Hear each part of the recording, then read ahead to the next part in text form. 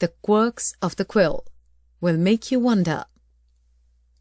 Literature can be very ludicrous at times, and so can authors.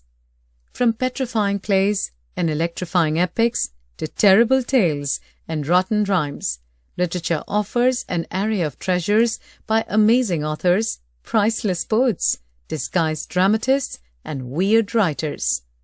Often, these weird writers create fantastical worlds within their stories where they live among their chaotic and charming characters. In the journey of creating such fantastical worlds, these weird writers face daily qualms and quirks. As a matter of fact, many of the laudable literary figures have lots of quirks, such as writing during the day or at night, in a car, bathroom, or beneath a tree. Not only they fuss about the writing space and time, but also about choosing what to write with: a pencil, pen, crayon, or simply on a typewriter.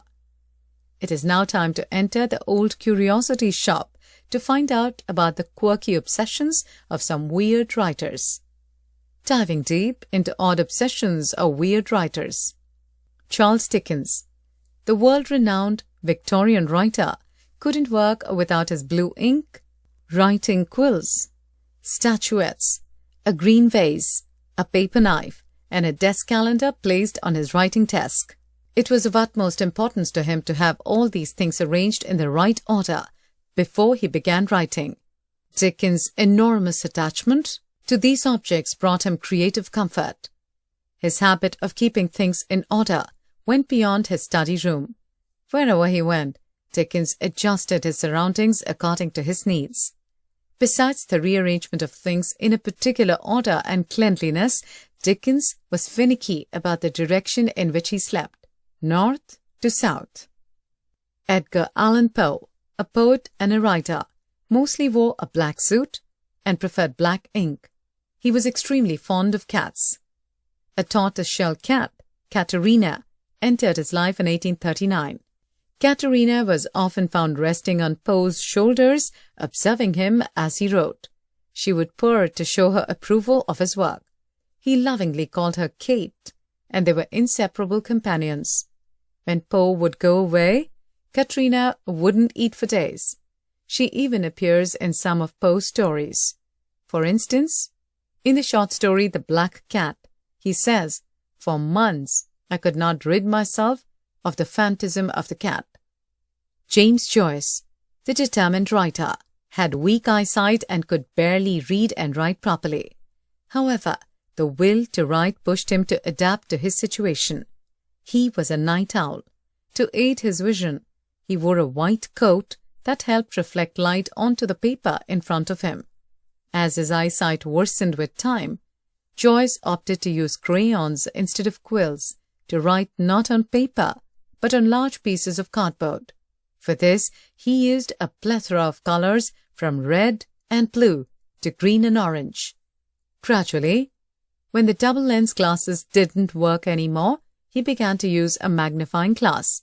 He described his daily work schedule as, "I write and revise and correct with 1 or 2 eyes about 12 hours a day, I should say, stopping for intervals of 5 minutes or so when I can't see any more." He abhorred the idea of writing on a typewriter, since it didn't allow him the chance to read his sentences slowly, word by word.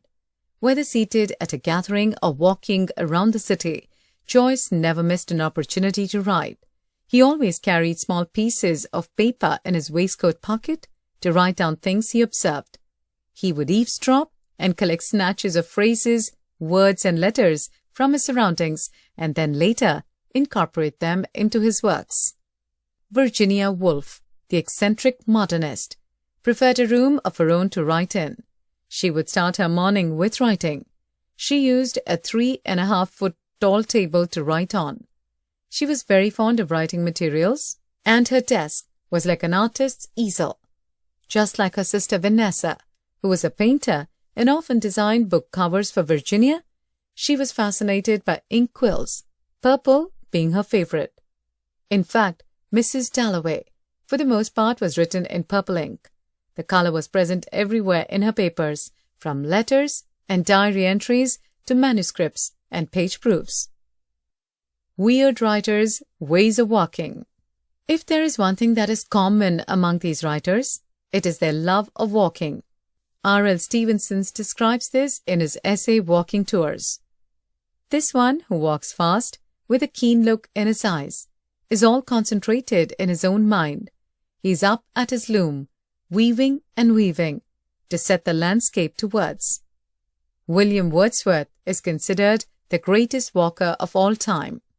In fact, Thomas de Quincey estimated that Wordsworth walked around 180,000 miles in his lifetime. Wherever Wordsworth went, he wrote poems, immortalizing the place he saw in his verses. For Robert Frost, walking into the wild offered inspiration for writing. Aldous Huxley walked mainly at night. He observed, even if one wants to feel depressed, one can't after an hour in the wind and the moonlight. Charles Dickens, a fast walker, walked at lightning speed. He believed, if I couldn't walk fast and far, I should just explode and perish. W.B. Yeats would talk to himself while walking. Virginia Woolf adored walking. She went on long strolls looking for inspiration. Walking provided just the right kind of retreat from mundanity for writers. Writers' writing abodes. A perfect sort of writing abode is of utmost importance to writers. A writer cannot flourish without the right kind of writing space. Some writers went the unconventional route while choosing their writing spaces. Agatha Christie created plots for her stories in her bathroom while eating apples. D.H. Lawrence liked to walk in the wilderness and sit beneath the shade of pine trees to write. He observed, "It is much pleasanter to go quietly into the pine woods and sit and do there what bit of work I do. Why rush from place to place?"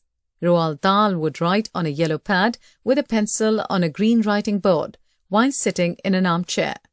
Maya Angelou would book a room in a local hotel solely to write in. The room was supposed to have only a bottle of sherry, a dictionary, Roget's Thesaurus, yellow pads, an ashtray, and a Bible. G.B. Shaw used to work in a tiny shed in his backyard.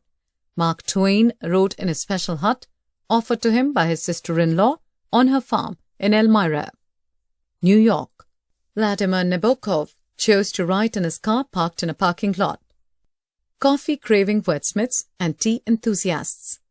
Some of these writers were coffee and tea fanatics. They couldn't start the day without a fresh cup of coffee or tea. Honoré de Balzac used to drink 50 cups of coffee a day. His favorite was a Turkish blend. Sometimes he even chewed raw coffee beans. He observed, as soon as coffee is in your stomach, there is a general commotion. Ideas begin to move, similes arise, the paper is covered. Coffee is your ally, and writing ceases to be a struggle. Close to Balzac, Voltaire used to drink 40 cups a day. His favorite was a coffee-chocolate blend, which he relished after a long day of play rehearsals. Maya Angelou, Jonathan Swift, Alexander Pope, and Benjamin Franklin were some other coffee-craving wordsmiths. Simone de Beauvoir was a great tea drinker. She always began her morning with a fresh cup of tea, which prepared her for writing for the rest of the day. Just like Beauvoir, C.S. Lewis also drank a cup of tea while writing in the early hours. He observed, "You can never get a cup of tea large enough or a book long enough to suit me." Unlike Beauvoir and Lewis, Samuel Johnson used to drink tea throughout the day. The art of writing is a solitary act, often accompanied by daily rituals and routines. All these weird writers certainly got the best out of their weirdness.